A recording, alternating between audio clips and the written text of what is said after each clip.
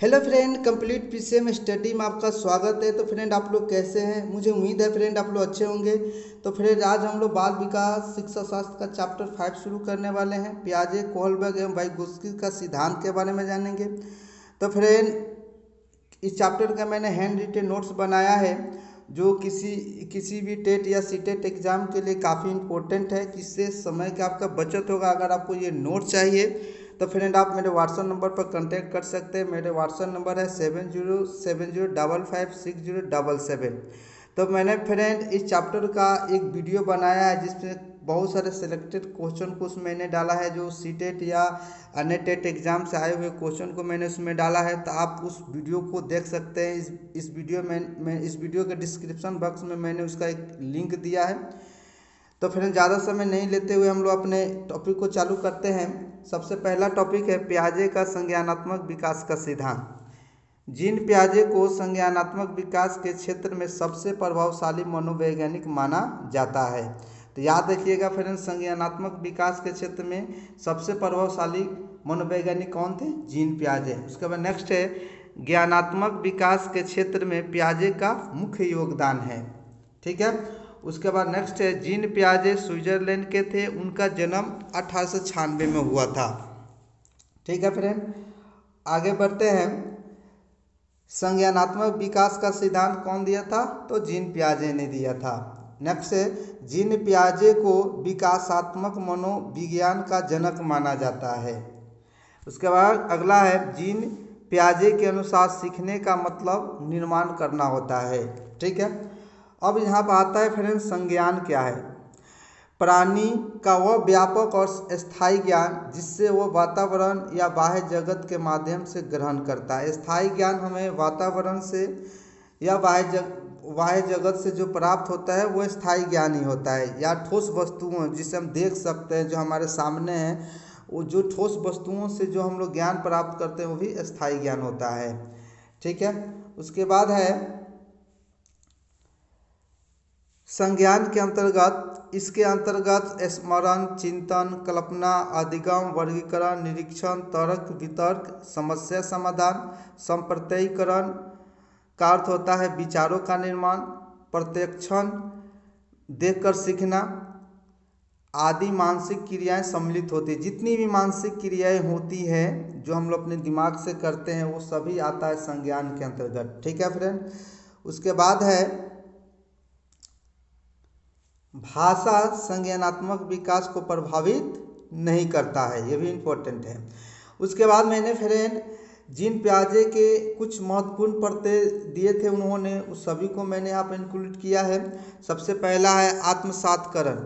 इसका मीनिंग क्या होता है? नई सूचना या जानकारी जोड़ लेने या व्यवस्थित करने की प्रक्रिया को आत्मसात करना कहा जाता है। तो फ्रेंड, हम लोग अपने जीवन में जो भी नई सूचना या कोई भी नई जानकारियाँ होती है जिसे हम लोग जोड़ते हैं, उसे व्यवस्थित करते हैं, तो समझ जाइए हम लोग उसका आत्मसातकरण कर रहे हैं। उसके बाद होता है समायोजन। नवीन जानकारी एवं अनुभव के आधार पर फिर बदल करना ही समायोजन कहलाता है। तो फ्रेंड समझ लेते हैं इसको।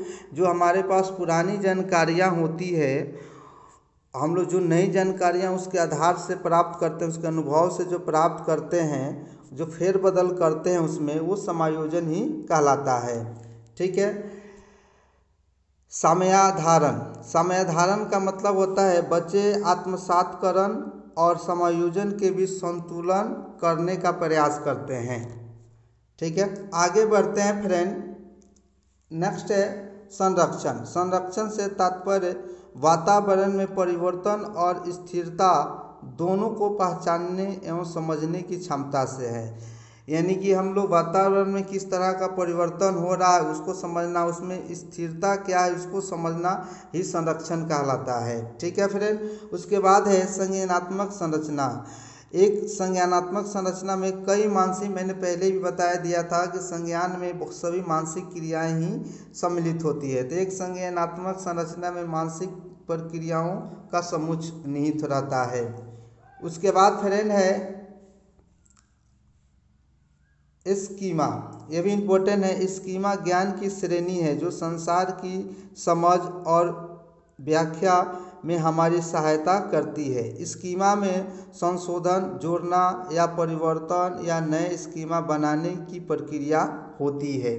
ठीक है, यानी इससे हमें समझ की पहचान होती है, हम किस तरह व्याख्या करते हैं उसकी पहचान होती है, या जो भी हम संशोधन करते हैं या उसमें जो जोड़ते हैं ये भी स्कीमा के अंतर्गत आता है।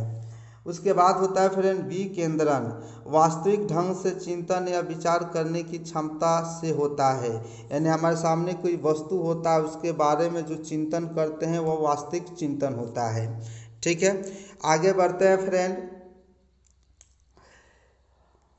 मानसिक संरचना, बौद्धिक संरचना। जन्म के बाद से बच्चा जो कुछ देखता है या सुनता है उससे जो समझ बनती है उसके कारण मानसिक विकास होता है।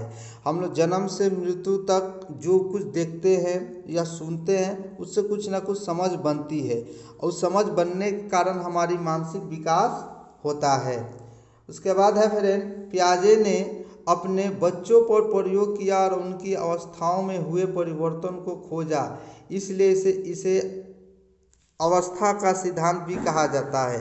तो यहाँ पे मेन पॉइंट क्या है फ्रेंड, पियाजे ने खुद के अपने ही बच्चे पर प्रयोग किया था और उनकी अवस्थाओं को, प्रत्येक अवस्थाओं को समझा था, इसलिए इसे हम लोग अवस्था का सिद्धांत भी कहते हैं।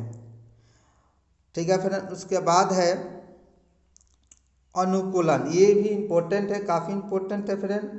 अनुकूलन, वातावरण के अनुसार अपने भाषा को ढालना अनुकूलन कहलाता है। अनुकूलन दो प्रकार का होता है, यानी वातावरण के अनुसार अपने आप को ढालना, अपने आप को ढालना ही क्या कहलाता है फ्रेंड, अनुकूलन। जैसा वातावरण, जैसे आप समझ सकते हैं फ्रेंड कि ठंडी के दिनों में हम उन्हीं वस्त्रों का प्रयोग करते हैं, तो जैसा वातावरण होता है उस तरह हम उस वातावरण में अपने आप को ढालने का हम लोग प्रयास करते हैं। तो फ्रेंड यहाँ पर बात आता है कि अनुकूलन दो प्रकार का होता है, एक होता है आत्मसातकरण, एक होता है दूसरा होता है समायोजन। दोनों के बारे में हम लोग पढ़ लिए हैं कि आत्मसातकरण क्या है और समायोजन क्या है। ठीक है फ्रेंड, उसके बाद आगे बढ़ते हैं। पियाजे ने संज्ञानात्मक विकास की निम्न 4 अवस्थाएं दिए थे। ये चारों अवस्थाएं से ही क्वेश्चन ज़्यादा आती है फ्रेंड, तो याद रखिएगा फ्रेंड, पियाजे ने कितनी अवस्थाओं का वर्णन किया था, 4 अवस्थाओं के बारे में वर्णन किया था। तो आगे बढ़ते हैं फ्रेंड। पहला है फ्रेंड इंद्रिय जनित गामक अवस्था, संवेगीय या संवेदीय पेशी अवस्था। ठीक है, ये अवस्था होता है फ्रेंड 0 से 2 वर्ष की आयु तक होता है। इस अवस्था को हम लोग शैशव अवस्था भी कहते हैं। ठीक है, इस अवस्था में बच्चा अपनी ज्ञानेंद्रियों कान, आँख, नाक के माध्यम से सीखता है।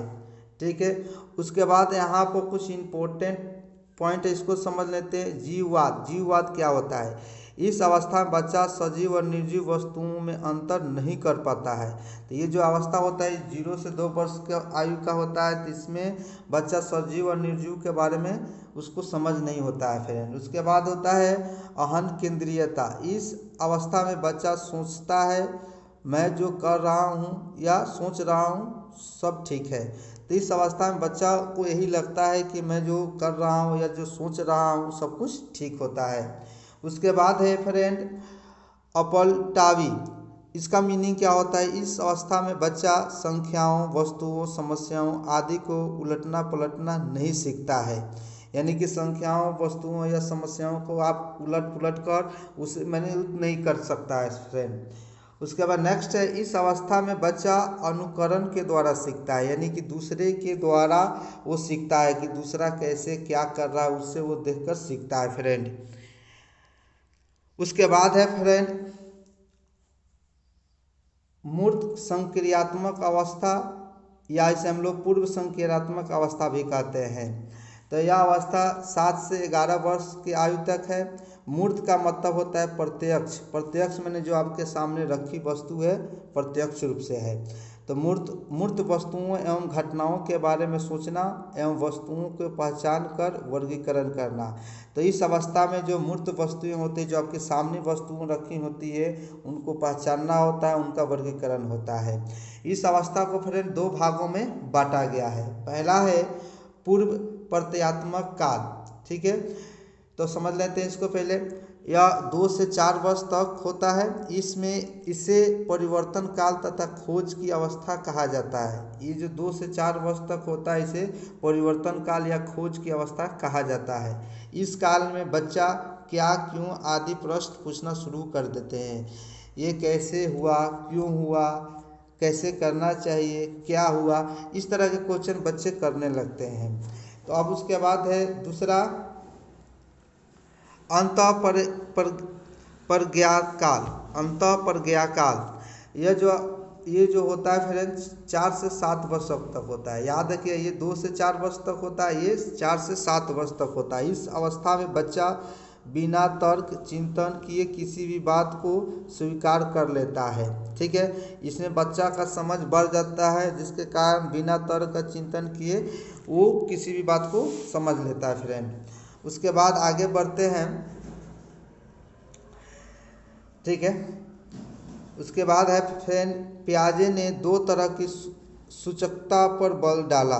कितने तरह के सूचकता पर बल डाला फ्रेंड? 2 तरह के, दोनों काफ़ी इंपॉर्टेंट है। पहला है संकेत, जिसे सिंबल बोलते हैं।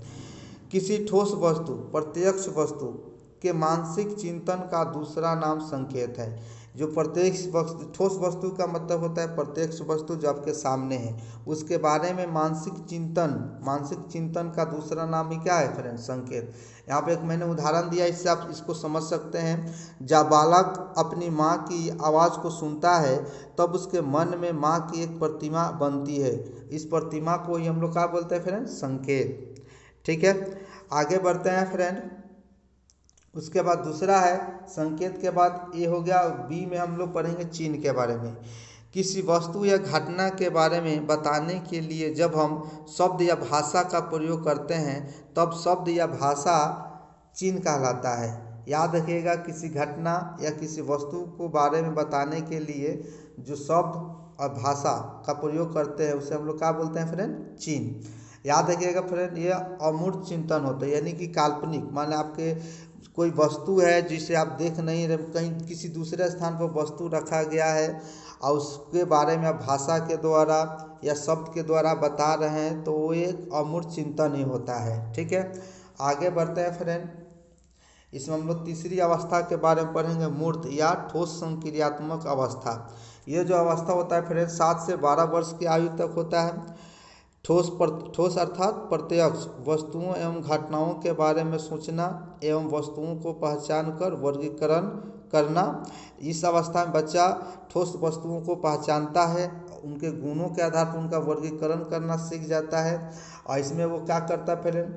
अपलटावी भी करना सीख जाता है, माने उनको उलटना पलटना भी करना सीख जाता है। उसके बाद जीववाद भी करना सीख जाता है। मुद्रा, भार आदि संप्रत्यय का गुण आ जाता है इसमें, ठीक है। उसके बाद है फ्रेंड, आगे हम लोग बढ़ते हैं। पियाजे ने 3 महत्वपूर्ण संप्रत्यय दिया है। पहला है संरक्षण। बच्चे इस अवस्था में मानसिक स्तर पर आकार, लंबाई, भार को समझने से है। यानी संरक्षण का मतलब होता है फ्रेंड आकार, लंबाई, भार को समझने से। अगर बच्चा में ये इस तरह का गुण आ गया तो समझिए कि उसमें संरक्षण का गुण आ गया। नेक्स्ट है संबंध। वस्तुओं को उनकी आकार, लंबाई या भार आदि के अनुसार घटते या बढ़ते क्रम में व्यवस्थित करने की क्षमता से है। जो संबंध, जैसे कि 2 वस्तु है या 4 वस्तुएं हैं, उनके आकार के आधार पर घटते क्रम या बढ़ते क्रम में व्यवस्थित करना, या उनके भार के आधार पर उनको घटते क्रम या बढ़ते क्रम में व्यवस्थित करना, या उनके बीच में एक संबंध स्थापित करना होता है इसमें, ठीक है फ्रेंड। उसके बाद है वर्गीकरण। वर्गीकरण का मतलब वस्तुओं के गुण के आधार पर वर्गों या उपवर्गों में बांट पाने या विभाजन करने की क्षमता है। यानी वर्गीकरण हम लोग किस बेस पर करते हैं? वस्तु के गुणों के आधार पर। जब हम गुणों के आधार पर वस्तु को वर्गीकरण करना सीख जाते हैं तो हम समझ जाते हैं कि बच्चे के अंदर वर्गीकरण का गुण आ गया है। उसके बाद लास्ट है अमूर्त या औपचारिक संज्ञानात्मक अवस्था। ठीक है, ये जिम पियाजे का ये लास्ट अवस्था है फ्रेंड। आगे बढ़ते हैं तो फ्रेंड इसको समझ लेते हैं। 11 से 15 वर्ष तक की आयु, इसमें क्या होता है या किस इस अवस्था में कितने वर्ष तक के बच्चे होते हैं? 11 से 15 वर्ष तक। अमूर्त का मतलब होता है अप्रत्यक्ष, जो वस्तु आपके सामने नहीं है, वो वस्तु कहीं दूसरे जगह पर है, उसके बारे में सोचना।